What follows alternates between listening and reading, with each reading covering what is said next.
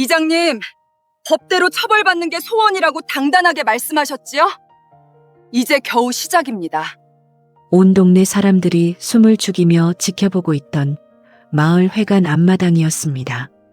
평소에는 아나무인으로 날뛰며 기세가 등등하던 그 이장이 제 발 아래에 털썩 무릎을 꿇고 말았지요. 남의 눈에 피눈물을 흘리게 하던 그 당당하던 모습은 온데간데 없고 그저 온몸을 사정없이 바들바들 떨면서 염치도 없이 제 바짓가랑이를 붙잡고 늘어지는 것이었습니다. 제가 정말 죽을 죄를 지었습니다. 제발 한 번만 살려주십시오. 평생 남을 부리며 악랄하게 굴던 노인이 눈물 콧물까지 범벅이 되어서 애걸복걸하는 모습을 보며 저는 그저 차가운 미소를 지을 뿐이었지요. 그 옆에서 저희 시부모님은 어안이 벙벙한 표정으로 그 처참한 광경을 멍하니 바라보고 계셨습니다. 평생을 착하고 정직하게만 살아오신 분들이라 도리어 당신들이 놀라셔서 손까지 떨고 계시더군요. 저는 가차없이 이장의 거친 손을 뿌리치며 얼음장 같은 목소리로 한마디를 툭 던졌습니다. 이장님, 법대로 처벌받는 게 소원이라고 당당하게 말씀하셨지요? 이제 겨우 시작입니다. 조용하지만 뼛속까지 시려오는 제 목소리에 이장은 정말로 끝이 났음을 직감했는지 마당 바닥에 머리를 찌우며 통곡을 하기 시작했습니다. 대체 저희 시부모님과 그 마을 이장 사이에 도대체 무슨 악연이 있었기에 일이 이 지경까지 오게 된 걸까요? 법보다 주먹이 가깝고 상식보단 욕심이 앞서던 그 외딴 시골 마을에서 벌어진 기가 막힌 사연 시작합니다. 저희 아버님은 한 직장에서 평생을 성실하게 일하시며 남부끄럽지 않게 살아오신 전형적인 공무원이셨습니다. 옆에 계신 어머니 역시 시장 골목의 작은 모퉁이에서 밤낮 없이 가게를 꾸리며 자식들을 키워내셨지요. 그 오랜 세월 동안 두 분은 제대로 된 휴가 한번 가보지 못하고 오직 자식들의 뒷바라지를 위해서만 평생을 바쳐오신 분들이었습니다. 그렇게 가정을 위해 헌신하시던 아버님이 마침내 영예로운 정년퇴직을 맞이하시던 날이었습니다. 자식들이 정성껏 준비한 감사패를 받으시며 시원섭섭한 듯 엷은 미소를 지으시던 아버님의 눈시울이 붉어지더군요.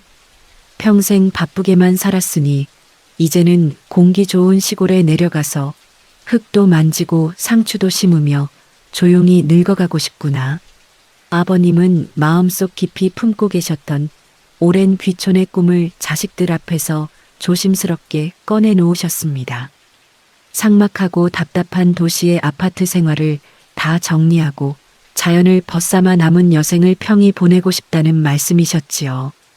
갑작스러운 시골 생활에 적적하시지는 않을까 걱정도 앞섰지만 부모님의 간절한 소망이었기에 저희 부부도 기쁜 마음으로 응원해드렸습니다. 그날 이후로 아버님은 주말마다 전국 방방곡곡을 누비시며 노후를 보낼 아름다운 터전을 찾아다니셨습니다. 부모님이 원하셨던 조건은 화려한 대저택이 아니라 그저 원주민들과 어울려 살 수 있는 인심 좋은 동네였지요. 그러다 강원도의 한자락에 위치한 그림처럼 아담하고 평화로운 산골 마을을 기적처럼 찾아내셨습니다. 마을 뒤편으로는 푸른 산이 병풍처럼 둘러쳐 있고 집 앞으로는 사시사철 맑은 시냇물이 흐르는 참 아늑한 곳이었지요. 동네 어귀에 커다란 느티나무가 드리워진 그 풍경을 보시자마자 아버님은 첫눈에 반해버리셨다고 했습니다. 동네에 들어서는데 어찌나 마음이 편안하던지 사람들도 다들 순박하고 정이 넘쳐 보이더구나. 벌컥 계약을 마치고 오신 날 아버님은 마치 어린아이처럼 상기된 얼굴로 자랑을 늘어놓으셨지요. 어머니 또한 평생의 소원이던 작은 텃밭에 무엇을 심을지 고민하시며 매일 밤 설레는 마음으로 이삿날만을 기다리셨습니다. 저 역시 두 분이 도심의 공해를 벗어나 편안하게 여생을 즐기실 생각에 마음속 깊이 안도하며 기뻐했습니다. 그 평화로운 시골길이 두 분의 영혼을 갉아먹는 잔혹한 시련의 시작이 될 줄은 그때는 정말 꿈에도 모른 채 말입니다. 그렇게 기다리던 대망의 이삿날이 밝았고 새로 지은 아담한 단독주택 앞으로 이삿짐 트럭들이 줄지어 들어섰습니다. 포근한 시골 마당의 흙을 밟으시며 어머니는 얼굴에서 웃음이 떠나질 않으셨지요. 외지인이라고 거부감을 가질까 염려되어 온 동네 돌릴 떡도 넉넉하고 정성스럽게 맞추어 오셨습니다. 도시에서 내려온 새 이웃을 향해 시골 분들도 정겹게 인사를 건네줄 것이라 굳게 믿으면서 말입니다. 한창 이삿짐 인부들이 바쁘게 가구를 나르고 있을 때였습니다. 마을 입구 쪽에서 시끄러운 엔진 소리를 내며 투박하고 낡은 SUV 차량 한 대가 거칠게 달려오더군요. 흙먼지를 사방으로 자욱하게 일으키며 마당 바로 앞에 차를 멈춰 세우더니 거칠게 문을 열고 한 남자가 나왔습니다. 모자를 삐딱하게 눌러 쓴 60대 중반의 남자가 내렸는데 한눈에 봐도 고집이 세 보이고 눈빛이 탐욕스러운 사람이었지요. 그 남자는 뒷짐을 팍 진 채로 아주 거만한 걸음걸이로 남의 집 마당을 썩 밟으며 들어왔습니다. 마을에서 오랫동안 제 세상인 양 군림하며 온갖 권력을 휘두르고 살았다는 이장과의 첫 대면이었습니다. 이장은 이삿짐을 나르는 사람들을 아래 위로 훑어보더니 인사도 없이 다짜고짜 반말 섞인 퉁명스러운 목소리로 소리를 질렀습니다. 어이, 여기가 이번에 새로 들어온다는 그 서울 영감탱이 집인가? 갑작스러운 고함에 마당에 있던 인부들과 부모님은 가슴이 철렁 내려앉았지요. 하지만 아버님은 이내 마음을 진정시키고 얼른 목장갑을 벗으며 정중하게 다가가 허리를 굽히셨습니다. 아, 예, 안녕하십니까, 이장님. 오늘 마을로 이사하게 된 사람입니다. 앞으로 잘 부탁드립니다. 아버님은 이웃으로서 잘 지내보고자 먼저 반갑게 손을 내미셨지만 이장은 그 손을 거들떠보지도 않더군요. 그저 매서운 눈초리로 집 외벽과 마당 구석구석을 꼼꼼하게 계산하듯 훑어볼 뿐이었습니다. 도시에서 돈 깨나 만지다 내려왔나 보구만 시골 구석에 집을 아주 대궐처럼 으리으리하게 지어놨어. 비아냥거림이 이장의 거친 말투에서 뚝뚝 묻어나기 시작했습니다. 어머니는 직감적으로 분위기가 심상치 않음을 느끼시고는 얼른 주방에서 따끈따끈한 시루떡 상자를 들고 뛰어오셨지요. 이장님, 이사 첫날이라 경황이 없네요. 마을 분들과 나누어 드시라고 떡을 좀 해왔는데 맛 좀 보셔요. 어머니는 최대한 밝게 웃으며 떡을 건넸지만 이장은 코방귀를 뀌며 상자를 쳐냈습니다. 영감님들, 시골 생활이 무슨 소꿉장난인 줄라 본데 마을에 들어왔으면 절차를 밟아야 뒤탈이 없는 법이야. 이장은 턱을 하늘 높이 치켜들며 마치 아랫사람을 훈계하듯 거드름을 피웠습니다. 아버님은 도무지 이해가 가지 않는다는 표정으로 조심스럽게 되물으셨지요. 절차라니요? 저희가 이사 오기 전에 군청에 전입신고도 서류상으로 완벽하게 마쳤습니다만 다른 문제가 있습니까? 그러자 이장이 어처구니가 없다는 듯 헛웃음을 터뜨리더니 아버님의 코앞까지 얼굴을 바짝 들이밀었습니다.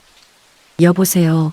영감님, 그건 나라에서 법으로 따지는 서류 쪼가리일 뿐이고 이 동네에 들어왔으면 이 동네 법을 따라야지.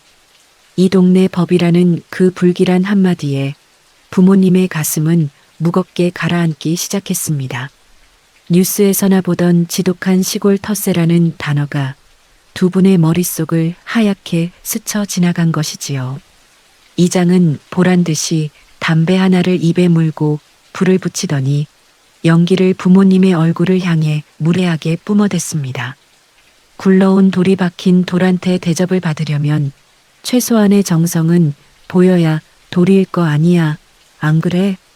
그 정성이라는 뻔뻔한 단어가 의미하는 바를 저희는 너무나도 잘 알고 있었습니다. 이장은 눈 하나 깜짝하지 않고 상식적으로는 도저히 이해할 수 없는 엄청난 액수를 아주 자연스럽게 입에 올렸습니다. 우리 동네 전통적인 발전기금 규칙이 있어 외지에서 집 짓고 들어오는 양반들은 무조건 1,000만 원을 내야 해.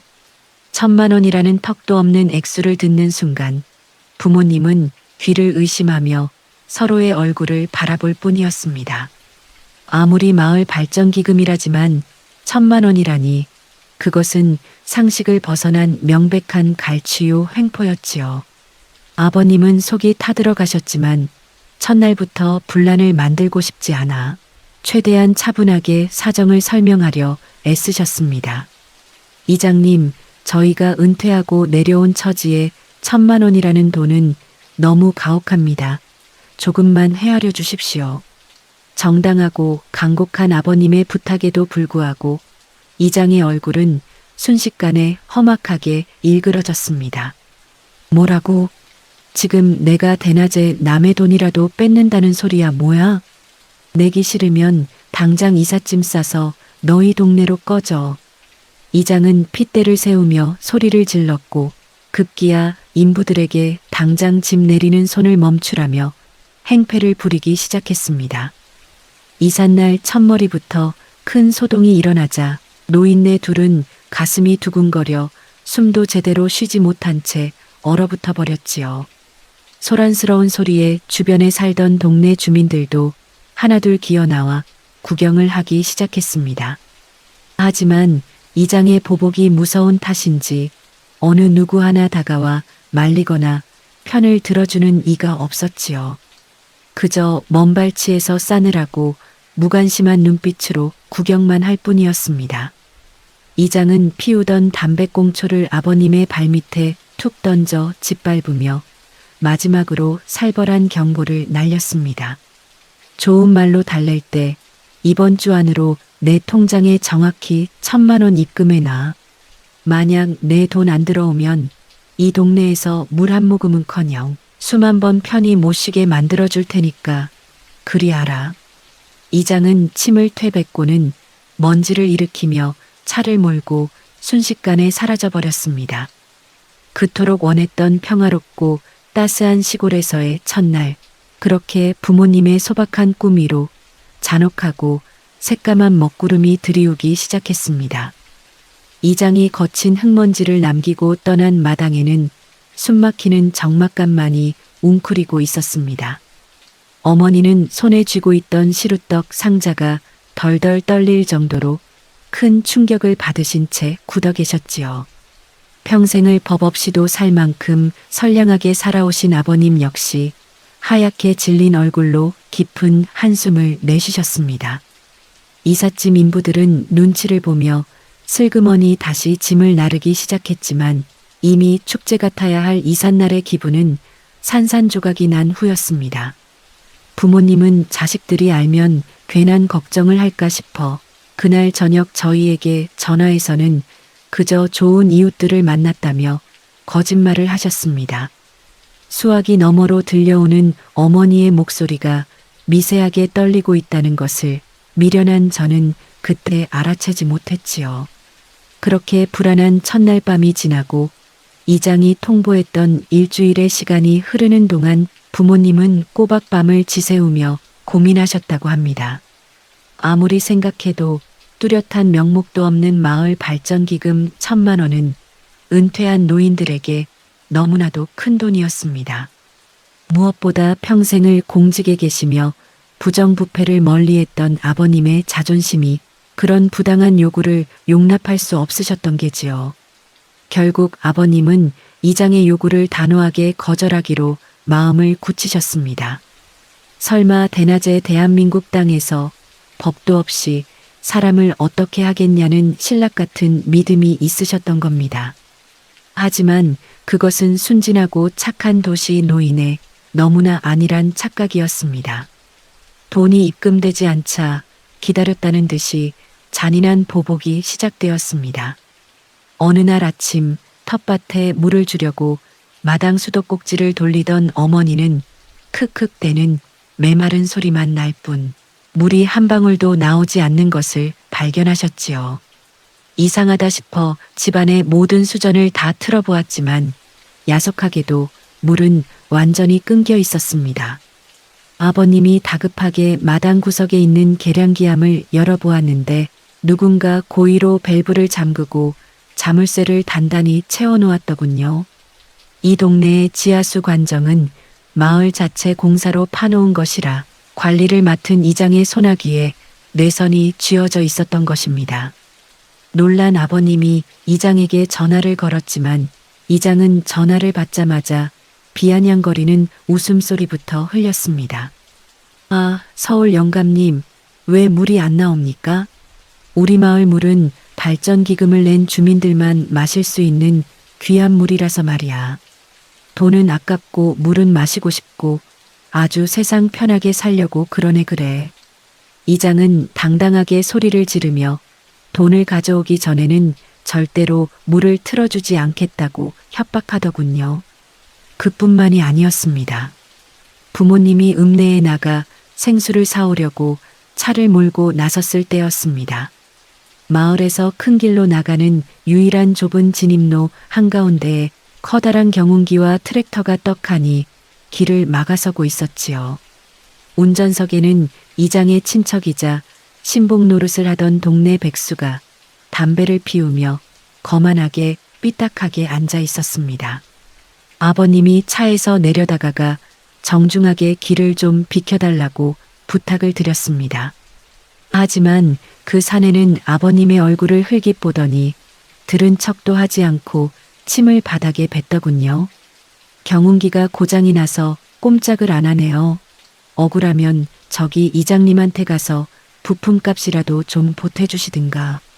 대놓고 이장의 사주를 받았음을 드러내며 아버님을 조롱하고 멸시하는 행동이었습니다. 길이 막히고 물이 끊기자 시골의 평화롭던 삶은 순식간에 참혹한 생존 전쟁터로 변해버렸습니다. 어머니는 읍내에 나가지도 못하고 마당 구석에 받아둔 작은 빗물을 모아 겨우 설거지를 하고 세수를 하셨지요. 두 분이 겪으셨을 그 처참한 고통과 굴욕은 감히 상상조차 하기 힘든 끔찍한 수렁이었습니다. 그렇게 일주일 동안 힘겨운 시간을 보내시던 중 마침내 주말이 찾아왔습니다. 회사 일로 바빠 통 가보지 못했던 저희 부부가 부모님의 첫 시골 생활을 축하해드리기 위해 예고도 없이 시댁을 방문한 것이지요. 차를 몰고 마을 입구에 들어설 때만 해도 날씨가 참 맑고 경치가 좋아서 제 마음도 한껏 들떠 있었습니다. 트렁크 가득 부모님이 좋아하시는 고기와 과일을 싣고 기쁜 마음으로 시댁 마당에 들어섰을 때였습니다.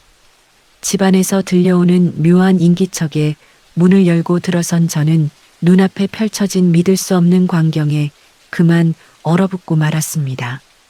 거실 한 구석에는 커다란 생수통 수십 개가 어지럽게 널려 있었고 집안에서는 퀴퀴한 냄새가 진동하고 있었지요. 무엇보다 항상 깔끔하고 단정하시던 어머니가 며칠은 씻지 못한 듯 초라한 모습으로 화장실에서 대야에 물을 아꼈으며 수건을 짜고 계셨습니다. 인기척에 놀라 고개를 돌리신 어머니는 저와 눈이 마주치자마자 당황하시며 얼른 손을 뒤로 숨기셨지요. 어머, 얘들아, 연락도 없이 어찌 이리 갑자기 왔니? 어머니는 억지로 밝은 미소를 지어 보이셨지만 그 눈가에는 이미 깊은 수심과 눈물 자국이 선명하게 남아 있었습니다. 뒤이어 마당에서 들어오신 아버님 역시 일주일 사이에 10년은 늙어버린 듯 헬쑥하고 기운이 하나도 없는 모습이셨지요. 직감적으로 집에 큰 문제가 생겼음을 깨달은 저는 어머니의 거친 손을 꼭 붙잡고 다급하게 물었습니다.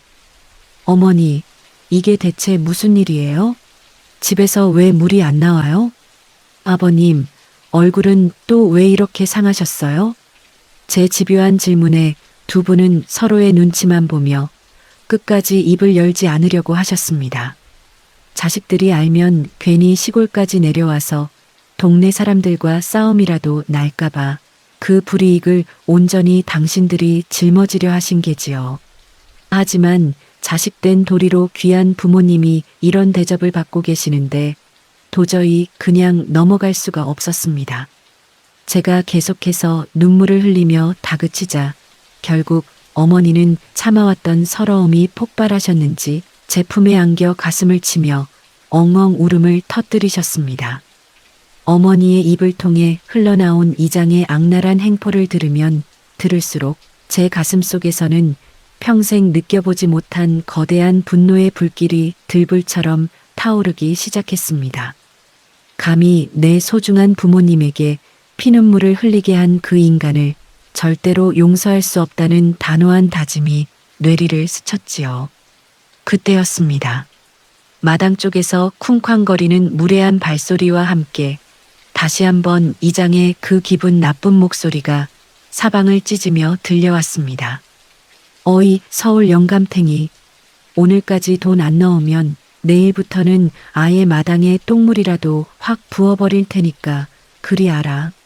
적반하장도 유분수지. 돈을 뜯어내기 위해 자식들이 온 줄도 모르고 다시 행패를 부리러 찾아온 것이었습니다. 저는 어머니의 눈물을 닦아드리고는 아주 차갑고 가라앉은 눈빛으로 문손잡이를 잡았습니다. 마당에서 들려오는 이장의 상스러운 고함에 제 심장은 분노로 터질 듯이 쿵쾅거리기 시작했습니다. 어머니는 겁에 질려 제 소매를 꼭 붙잡으셨고 아버님은 또 한 번 수모를 당하실까봐 얼른 마당으로 나가려 하셨지요. 저는 아버님의 앞을 부드럽지만 단호하게 가로막으며 가만히 고개를 저어 보였습니다. 아버님, 어머니, 더는 저 인간에게 굽실거리지 마세요. 지금부터는 며느리인 제가 알아서 하겠습니다. 저는 깊은 숨을 한번 몰아쉬고는 거실 문을 쾅 열고 이장이 서 있는 마당으로 당당하게 걸어 나갔습니다. 마당 한가운데에는 여전히 모자를 삐딱하게 쓴 이장이 이빨을 쑤시며 거만한 자세로 서 있더군요. 제가 서슬 퍼런 눈빛으로 쳐다보며 다가가자 이장은 생각지도 못한 젊은 여자의 등장에 잠시 주춤하는 듯 했습니다. 하지만 이내 콧방귀를 끼며 턱을 치켜들고 저를 아래 위로 기분 나쁘게 쳐다봤습니다. 이건 또 어디서 굴러먹던 뼈다귀야? 영감탱이는 어디 가고 웬 젊은 년이 나와서 눈을 불하려?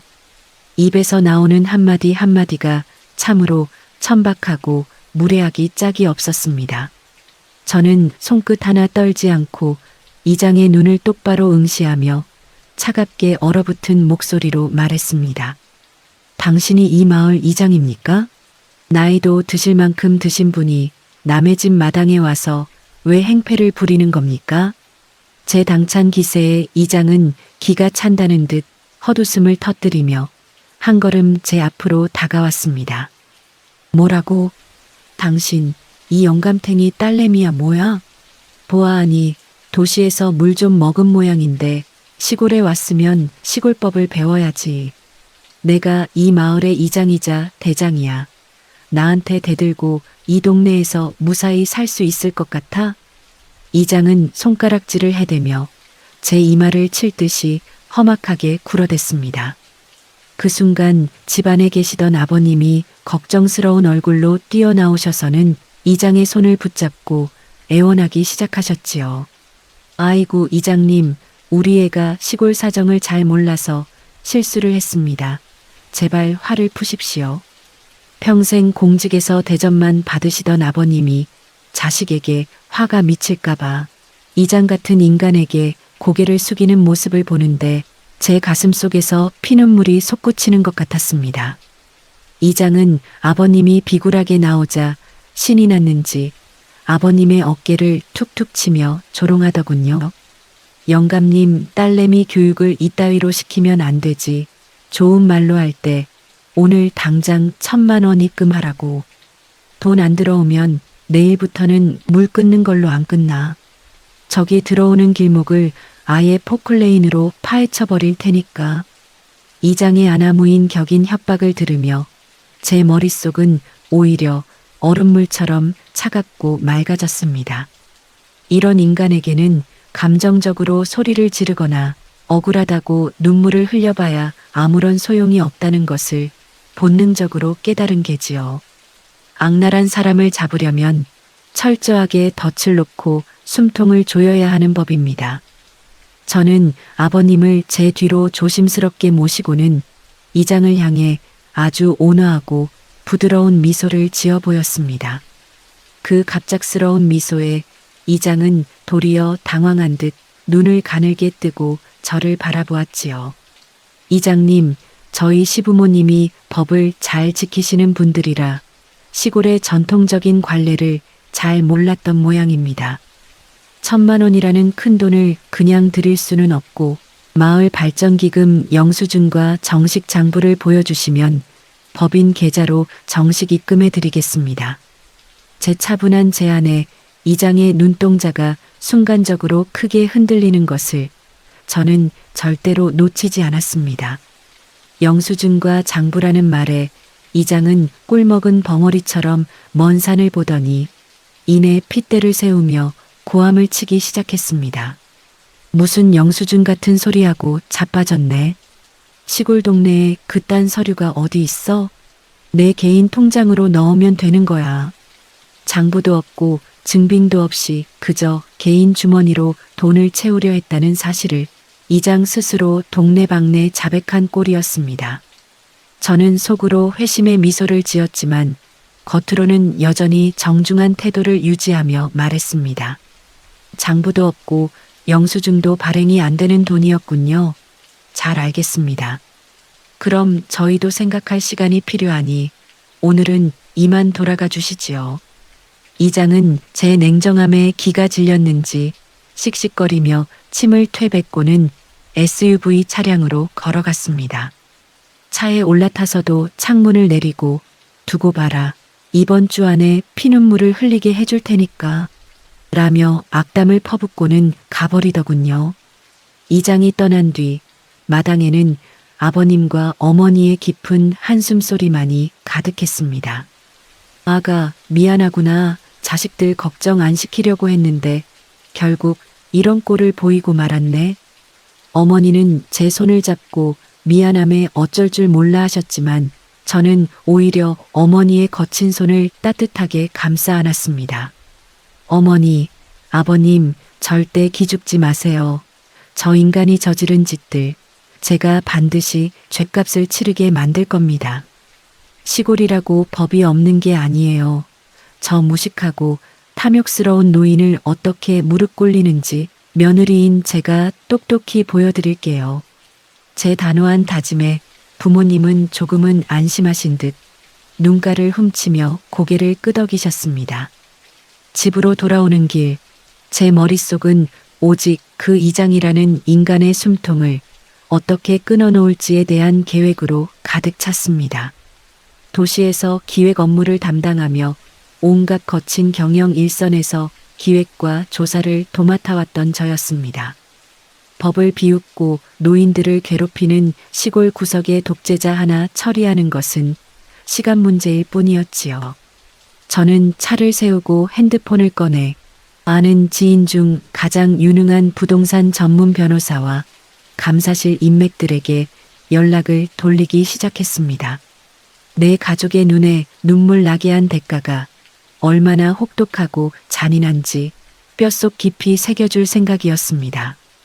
집으로 돌아오는 길, 제 머릿속은 오직 그 이장이라는 인간의 숨통을 어떻게 끊어놓을지에 대한 계획으로 가득 찼습니다. 도시에서 대기업 기획실 팀장으로 일하며 온갖 거친 비즈니스 전쟁을 치러온 저였습니다. 법을 비웃고 노인들을 괴롭히는 시골 구석의 독재자 하나 처리하는 것은 시간 문제일 뿐이었지요. 저는 차를 세우고 핸드폰을 꺼내 가장 먼저 대학 동창이자 중견 로펌의 베테랑 형사 전문 변호사 친구에게 전화를 걸었습니다. 늦은 밤이었지만 사안이 워낙 엄중하고 제 목소리가 가라앉아 있으니 친구도 진지하게 제 이야기를 들어주더군요. 이장이 부모님에게 했던 폭언과 협박의 내용들을 날짜별로 정리해서 조목조목 설명해 주었습니다. 제 이야기를 가만히 듣고 있던 변호사 친구는 수화기 너머로 나지막이 혀를 차며 이렇게 말하더군요. 야, 그 이장이라는 사람 시골 구석에서 왕노릇하다가 진짜 호랑이 꼬리를 밟았네. 이건 단순한 시골 텃세 수준이 아니야. 공가렵박의 수도불통 행위, 거기다 일반 교통방해까지 엮을 수 있는 아주 중죄야. 특히 물을 고의로 끊어서 고령의 노인들을 고통받게 한 건 법원에서도 아주 악질로 보는 사안이지. 친구의 전문적인 조언을 들으니 가슴속을 짓누르던 답답함이 씻겨 내려가는 듯한 통쾌함이 밀려왔습니다. 하지만 저는 여기서 단순히 이장을 고소해서 벌금 몇백만 원 나오게 하는 것으로 끝낼 생각이 전혀 없었습니다. 그런 인간들은 법을 우습게 알고 벌금 좀 내고 나면 도리어 심술이 나서 부모님을 더 괴롭힐 게 뻔했기 때문입니다. 제 목표는 단 하나, 그 이장이라는 인간이 가진 모든 사회적 지위와 부당하게 모은 재산을 전부 탈탈 털어버리는 것이었지요. 그러기 위해서는 좀 더 확실하고 치명적인 무기가 필요했습니다.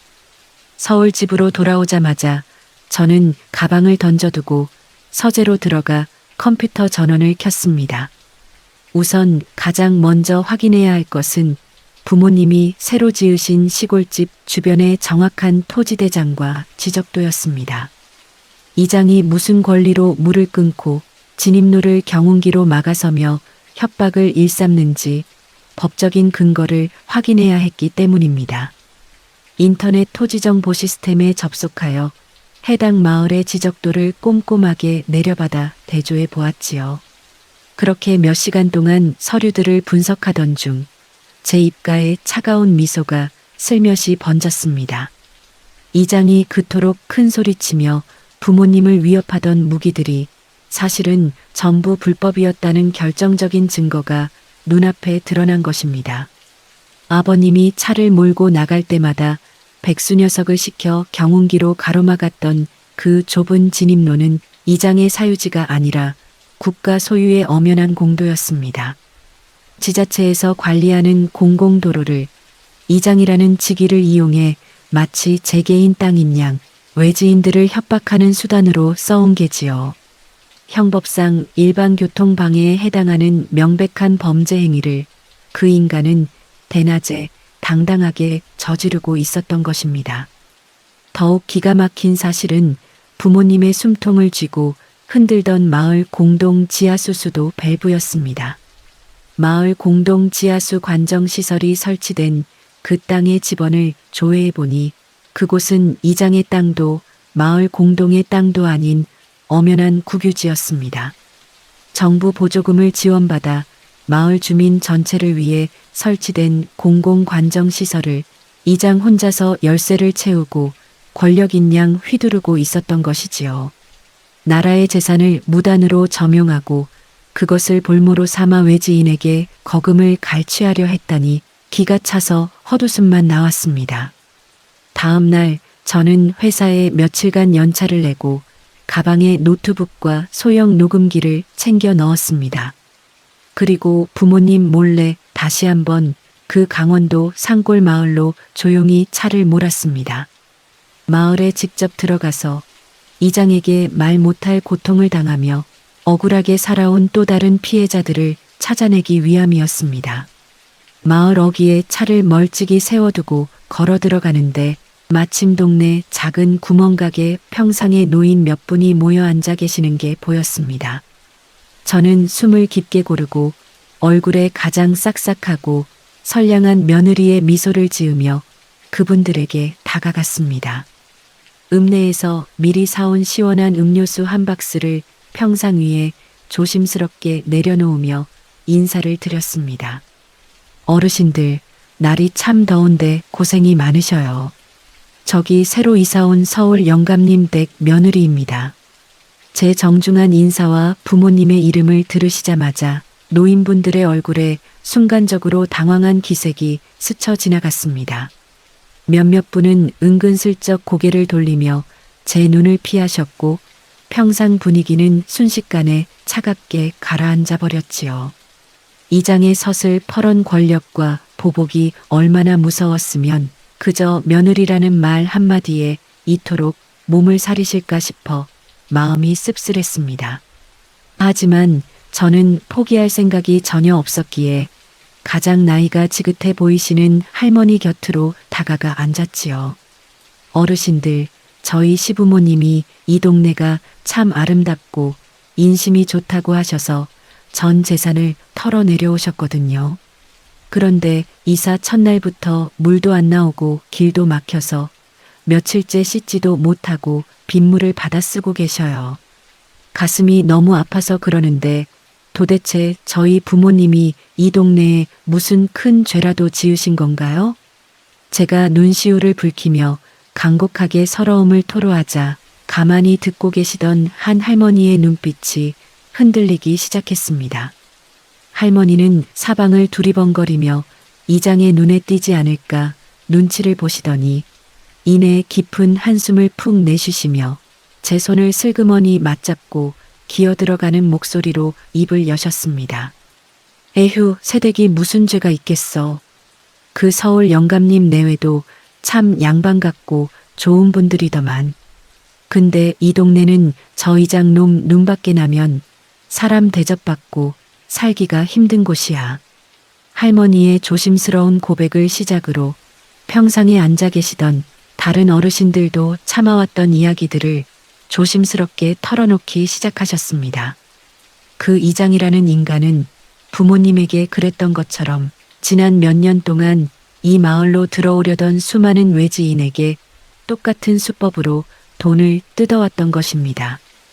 돈을 주지 않으면 대놓고 동네 사람들을 선동해서 은따를 시키고 마을 행사에 얼씬도 못하게 만들며 괴롭혔다고 하더군요.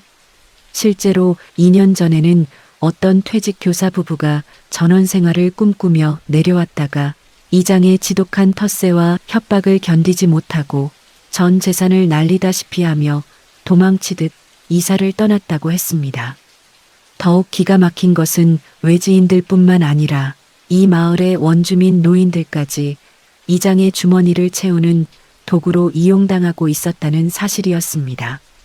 정부에서 마을 독거노인들을 위해 매년 내려보내는 난방비 지원금이며 마을 회관 보수 자금 같은 공공보조금이 이장의 개인 통장을 거치면서 감쪽같이 사라진다는 소문이 파다했지요.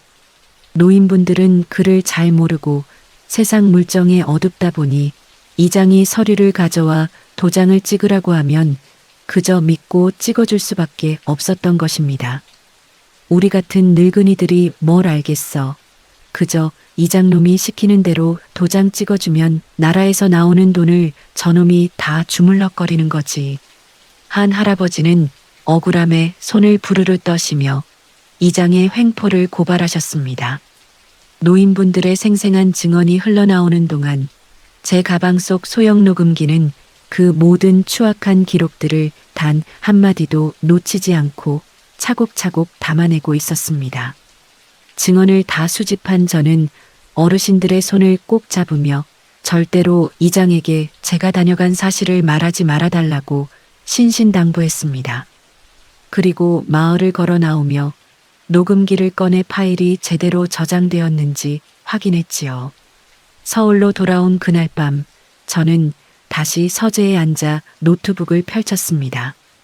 이번에는 정보 공개 청구 시스템을 통해 해당 마을로 지원된 군청 보조금 집행 내역을 신청했습니다. 정보 공개 청구는 법정 처리 기한이 있어 결과를 받아보기까지 시간이 필요했지만 그동안 변호사 친구와 함께 확보된 증언 파일을 정리하고 법적 조언을 구하며 치밀하게 준비 작업을 이어갔습니다. 약 2주 뒤 마침내 보조금 집행 상세 내역이 제 컴퓨터 화면에 가득 펼쳐졌습니다. 대기업 기획실에서 수십억 원짜리 프로젝트 예산을 검증하고 회계감사를 주도했던 제 눈에 그 숫자들의 이상함은 한눈에 들어왔지요. 회계 장부상에는 마을 회관 지붕을 전면 보수했다며 군청에서 무려 3천만 원의 예산을 받아간 것으로 되어 있었습니다. 지출 증빙 서류에는 공사업체의 직인과 세금 계산서까지 첨부되어 군청 감사실을 통과했더군요. 하지만 제가 직접 눈으로 확인한 마을 회관의 지붕은 보수는커녕 붉은 녹이 슬어가고 있는 낡은 슬레이트 그대로였습니다. 3천만 원이라는 거액이 서류 조작을 통해 통째로 증발해버린 명백한 정부 보조금 횡령의 현장이었지요. 게다가 독거노인들에게 돌아가야 할 동절기 난방비 지원금 역시 노인들에게는 낡은 전기장판 하나씩만 던져주고는 수백만 원어치의 유류 대금을 이장의 개인 차량과 친척들의 농기계 기름값으로 유용한 정황이 고스란히 포착되었습니다. 변호사 친구는 자료를 확인하고는 단호하게 말했습니다. 이건 단순한 민원 수준이 아니야. 국가보조금 관리법 위반의 특경법상 횡령이야.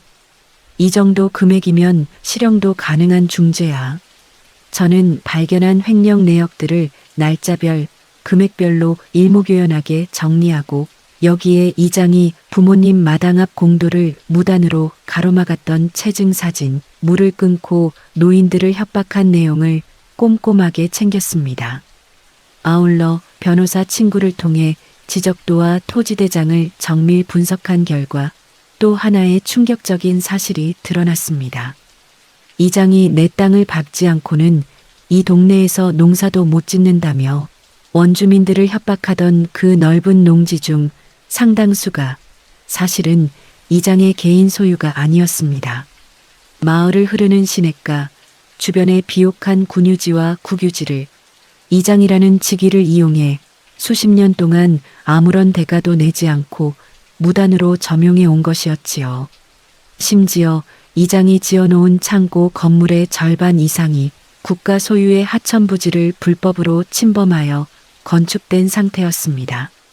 국유지 무단 점용과 불법 건축물 조사는 지자체 토지정보과와 건설과에서 즉각적으로 행정처분과 이행강제금을 부과할 수 있는 치명적인 약점이었습니다. 컴퓨터 작업을 마쳤을 때에는 어느덧 창밖으로 새벽빛이 밝아오고 있었습니다. 이제 제 손 안에는 그 인간의 인생 전체를 흔들어 놓을 수 있는 완벽한 서류 뭉치가 준비되어 있었지요. 저는 가볍게 기지개를 켜며 조용히 반격의 다음 장을 열 준비를 마쳤습니다. 다음 날 아침 저는 두 분의 손을 꼭 잡아드리며 말했습니다. 아버님, 어머니, 저 오늘 읍내에 나가서 볼일 좀 보고 올게요. 이장이 또 와서 행패를 부려도 절대 문 열어주지 마시고 가만히 계셔요. 두 분은 걱정 가득한 눈빛으로 저를 배웅하셨고 저는 차에 올라타 거침없이 읍내를 향해 차를 몰았습니다. 가장 먼저 찾아간 곳은 군청 감사실이었습니다. 감사실 직원은 처음에는 흔한 시골 마을의 민원이거니 생각했는지 대수롭지 않다는 표정으로 서류를 받아들더군요. 하지만 제가 날짜별 지출 결의서와 실제 공사 현장의 사진을 일목요연하게 비교해 놓은 서류를 한 장 한 장 넘겨주자 직원의 얼굴이 순식간에 굳어지기 시작했습니다. 이건 단순한 민원 수준이 아니네요. 국가보조금 유용은 저희 감사실에서도 즉각 조사에 착수해야 하는 중대 사안입니다. 감사실 직원의 떨리는 목소리를 들으며 저는 속으로 조용한 승리의 미소를 지었습니다. 저는 거기서 멈추지 않고 이장이 저질렀던 교통방해와 수도 차단 고발장을 들고 인근 경찰서 지능범죄수사대로 향했지요. 마당 앞 공도를 경운기로 막아섰던 일의 체증 사진과 이장과의 통화에서 부모님이 메모해 두었던 협박 내용 정리본을 담당 수사관에게 건넸습니다. 노인들을 상대로 대낮에 수도를 차단하고 길을 막아 협박한 악질적인 행포에 수사관 역시 주먹을 쥐며 분노를 감추지 못하더군요. 모든 접수를 마치고 시골집으로 돌아오는 길, 제 가슴속은 말할 수 없는 통쾌함으로 가득 차올랐습니다. 물론 이 사실을 까맣게 모르는 이장은 제가 군청과 경찰서를 움직이는 동안에도 여전히 제 세상인 양 날뛰고 있었을 것입니다. 집 마당에 도착했을 때 길목에는 여전히 이장의 지시를 받은 백수놈의 트랙터가 당당하게 길을 막아서고 있었지요. 차에서 내린 저는 평상시처럼 화를 내거나 비켜달라고 사정하는 대신 그 백수 녀석을 향해 아주 측은하다는 듯한 눈빛을 보내주었습니다.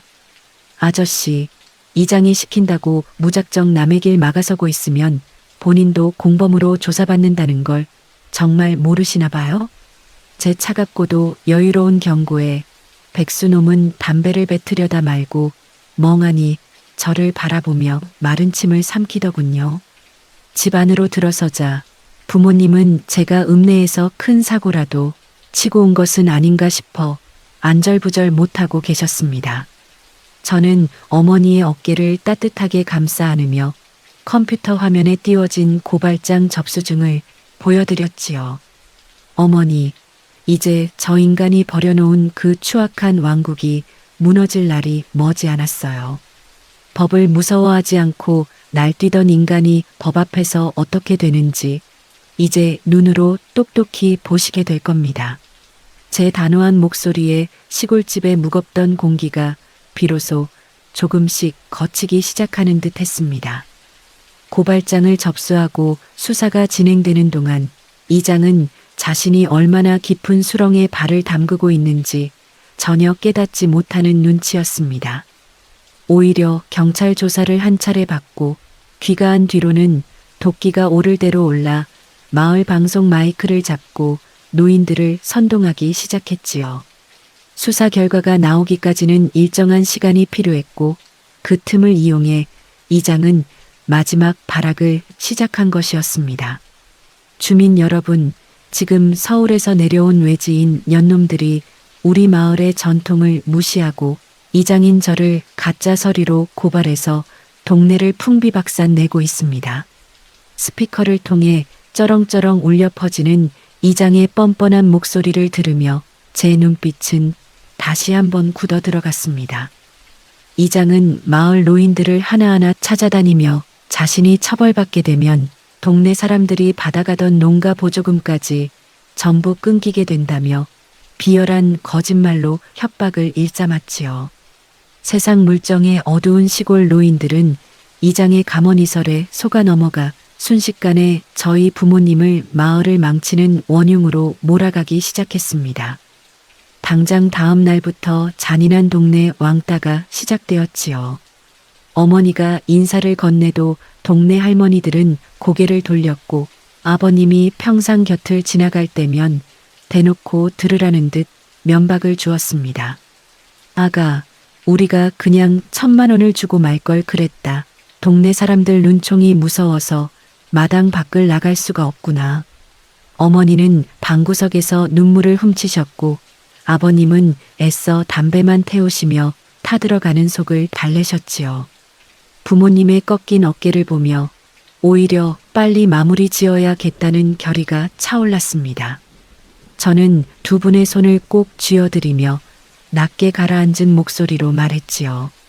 어머니, 이장의 저 얄팍한 선동은 스스로 무덤을 더 깊게 파는 짓일 뿐이에요. 조금만 더 버텨주세요. 마을 사람들을 선동해서 저희를 고립시키려 했던 저 오만함, 그대로 놈의 목을 조르는 밧줄로 만들어줄 테니까요. 저는 이장에게 피해를 보고 이 동네를 떠나야 했던 과거 퇴직교사 부부를 비롯해 그동안 이장에게 난방비와 보조금을 빼앗기고도 보복이 무서워 숨죽이던 원주민 노인 몇 분을 설득해 정식 피해자 모임을 결성해 두었습니다. 혼자서 고소하면 단순한 민원에 불과하지만 여러 피해자가 연대하여 집단 탄원서와 진술서를 제기하면 사안의 무게가 완전히 달라지는 법이니까요. 게다가 대기업 기획실에서 쌓은 언론 홍보 인맥을 통해 시골 이장의 악랄한 텃세와 정부 보조금 횡령 실태를 고발하는 시사방송 프로그램 취재팀에도 제보를 넣어두었습니다. 취재팀은 우리가 수집한 증거 자료들을 검토하고는 충분히 방영 가치가 있다고 판단해 취재를 진행하겠다는 답변을 보내왔지요. 바로 그 시점, 이장은 동네 백수들을 거느리고 저희 집 마당으로 당당하게 걸어 들어왔습니다. 어이, 서울 기집애. 내가 군청에 찌르고 경찰에 고발하면 내가 쩔쩔맬 줄 알았냐? 이 동네 노인네들은 다 내 말 한마디면 움직여. 고소 취하하고 당장 무릎 꿇어. 이장은 제 코앞에 손가락질을 해대며 최후 통첩을 날렸습니다. 하지만 저는 그 천박한 도발에 눈 하나 깜짝하지 않고 오히려 이장을 향해 가련하다는 듯 말했지요. 이장님, 30년 동안 시골 구석에서 왕노릇하니까 정말 세상이 다 당신 손바닥 같아 보이시죠? 당신이 구속을 면하고 나와서 노인들을 선동할 것까지 제가 예상 못했을 것 같습니까? 당신이 믿고 있는 그 알량한 동네 여론이 대형 방송사 카메라 앞에서도 통할지 참 궁금하네요. 제 입에서 방송사 취재라는 단어가 떨어지는 순간 이장의 뒤에 서 있던 백수놈들의 눈동자가 흔들리기 시작했습니다. 이장 역시 등 뒤로 식은땀이 흐르는지 마른 침을 삼키며 제 서류 가방을 멍하니 바라보았지요. 당신이 지은 죄는 이제 동네 싸움이 아니라 대한민국 전체가 알게 될 범죄 뉴스가 될 겁니다. 저는 이장의 면상에 냉정한 경고를 꽂아넣고는 뒤도 돌아보지 않고 거실 문을 쾅 닫고 들어와 버렸습니다. 마당에 홀로 남겨진 이장의 흙빛으로 변한 얼굴 위로 자신이 평생 쌓아 올린 추악한 권력이 통째로 무너져 내리는 전주곡이 소리 없이 울려 퍼지고 있었습니다. 벼랑 끝에 몰린 짐승은 마지막 순간에 가장 추악한 민낯을 드러내는 법이지요. 군청과 경찰, 그리고 방송사 카메라에 숨막히는 압박의 사지가 묶인 이장은 결국 어느 날 밤 으슥한 어둠을 틈타 저희 시부모님 댁마당으로 조용히 기어들어 왔습니다. 평소 가죽 잠바를 입고 거들먹거리던 오만한 모습은 온데간데 없고 헝클어진 머리에 낡은 점퍼 차림을 한 노인의 손에는 검은색 가죽 가방 하나가 묵직하게 들려 있었지요. 이장은 거실 문을 두드리며 아버님과 어머님 앞에 그 가방을 툭 내려놓더니 지퍼를 열어 보였습니다. 가방 안에는 빳빳한 5만 원권 현금 뭉치들이 가득 들어차 있었지요. 서울 영감님, 내가 정말 죽을 죄를 지었소. 여기 3천만 원이 들어있으니 제발 고소 좀 취하해 주시고 그 방송사 기자들 좀 막아주시오. 나 이 나이에 감옥 가면 진짜 죽소. 돈으로 죄를 덮으려는 이장의 추악한 구걸에 평생 정직하게 살아오신 아버님은 불쾌감에 고개를 돌리셨고 어머님은 가슴을 쓸어내리셨습니다. 그때 안방 문을 열고 나선 제가 이장의 발밑으로 그 더러운 돈가방을 가차없이 걷어차며 말했습니다. 이장님, 대낮에 포클레인으로 우리 부모님 목숨을 협박할 때는 언제고 이제 와서 이딴 더러운 돈으로 죄를 덮으려 합니까? 당신이 지은 죄는 돈 몇 푼으로 씻을 수 있는 단계를 이미 넘어섰어요. 내일 아침 전 주민이 모이는 마을 임시총회 자리에서 당신이 지은 모든 죄를 낱낱이 밝힐 테니 그리하세요. 이장은 바닥에 흩어진 돈을 허겁지겁 주워 담으며 얼굴이 새하얗게 질린 채 도망치듯 마당을 빠져나갔습니다.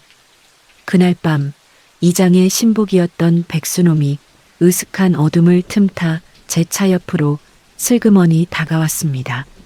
낮에 형사들에게 조사를 받고 온 터라 녀석의 얼굴은 이미 사시나무 떨듯 떨리고 있었지요. 저 며느님, 제가 진짜 이장이 시켜서 억지로 한 짓입니다. 저 감옥 가기 싫습니다. 제발 좀 살려주십시오. 백수놈이 고개를 숙이며 애걸복걸하는 모습을 보며 저는 차분하게 말했습니다. 아저씨가 살 길은 단 하나뿐이에요. 그동안 이장이 누구한테 돈을 뜯었고 어떤 외지인을 협박했는지 본인이 알고 있는 모든 비리 내용을 내일 아침까지 진술서로 정리해 오세요. 그렇지 않으면 아저씨도 이장과 함께 법정에 서게 될 테니까요. 녀석은 연신 고개를 끄덕이며 사라졌고 이로써 이장을 완벽하게 끝장낼 마지막 퍼즐이 제 손안에 완전히 쥐어지게 되었습니다. 마침내 운명의 마을 임시 총회 날 아침이 밝았고 마을 회관 앞마당에는 온 동네 원주민들과 방송사 카메라 그리고 군청 감사과 직원들까지 빽빽하게 모여들었습니다. 백수놈이 밤새 제 발 앞에 바친 이장의 비밀 진술서와 제가 밤을 새우며 정리한 회계 부정 서류들이 대형 스크린 위에 낱낱이 공개되는 순간이었지요. 자신이 빼돌린 난방비와 보조금의 상세한 숫자들이 온 천하에 드러나자 이장은 더는 빠져나갈 구멍이 없음을 직감하고 온몸을 바들바들 떨기 시작했습니다. 군청 감사과 조사관이 마이크를 잡고 차분하지만 엄중한 목소리로 조사 결과를 낭독했습니다. 마을 회관 보수비 3천만 원 횡령, 독거노인 난방비 유용, 국유지 무단 점용, 외지인 대상 금품 갈취 협박 등 이장이 수년에 걸쳐 저질러온 범죄들이 하나씩 열거되었습니다.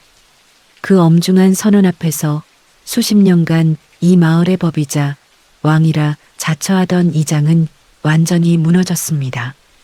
이장은 결국 수많은 동네 주민들과 카메라 렌즈가 지켜보는 한가운데서 제 발 아래에 털썩 무릎을 꿇고 말았습니다. 며느님, 제가 정말 잘못했습니다.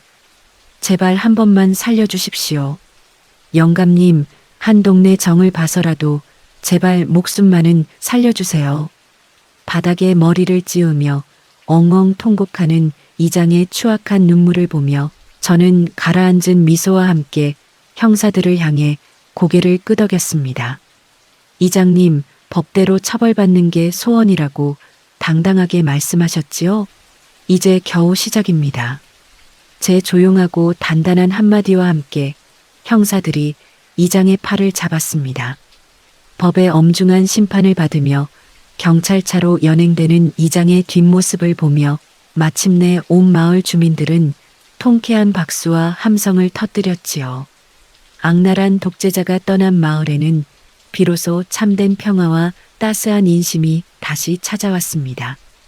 그동안 이장의 눈치가 무서워 부모님을 멀리했던 이웃들이 마당 가득 정성스러운 음식을 싸들고 찾아와 아버님과 어머님의 손을 꼭 잡으며 진심 어린 사과와 환영의 인사를 건넸지요. 영감님, 우리가 저 이장놈 거짓말에 속아서 큰 죄를 지었소. 부디 노여움을 푸시고 정을 생각해서 용서해 주시게. 평생을 정직하게 살아오신 아버님은 도리어 그 노인들을 달래며 따뜻한 차를 대접하셨고 어머니는 마당 가득 동네 분들과 둘러앉아 처음으로 환하게 웃으셨지요. 수도꼭지에서는 맑은 물이 콸콸 쏟아지고 있었고 마당 한켠 작은 텃밭에는 어머니가 손수 심으신 상추 모종이 초록빛으로 살랑거렸습니다. 느티나무 그늘 아래 아버님은 동네 어르신들과 처음으로 마음 놓고 장기를 두셨고 어머니는 이웃 할머니들과 깻잎을 다듬으며 담소를 나누셨습니다. 두 분이 그토록 꿈꾸던 평화로운 시골 생활이 오래된 먹구름을 걷어내고 드디어 눈앞에 펼쳐지고 있었습니다. 마당 한구석에 서서 그 따스한 풍경을 바라보던 저는 눈시울이 뜨거워지는 것을 느꼈습니다. 어머니가 다가오시더니 제 거친 손을 꼭 쥐시며 눈시울을 붉히셨지요. 아가, 내가 없었으면 우리 어떻게 됐을지 모르겠다. 정말 고맙다. 아버님은 말없이 제 어깨를 다독여 주시며 평소에는 잘하지 않으시던 말씀을 조용히 꺼내셨습니다. 고생 많았다. 그 짧은 한마디가 지난 몇 달 동안의 모든 고단함을 한 번에 녹여내는 것 같았습니다. 감히 내 소중한 부모님의 눈에 눈물을 흘리게 한 대가가 얼마나 무거운지 조용하고도 치밀한 며느리의 반격으로 완벽하게 증명해낸 참으로 통쾌하고도 따스한 시골 마을의 첫 봄날이었습니다.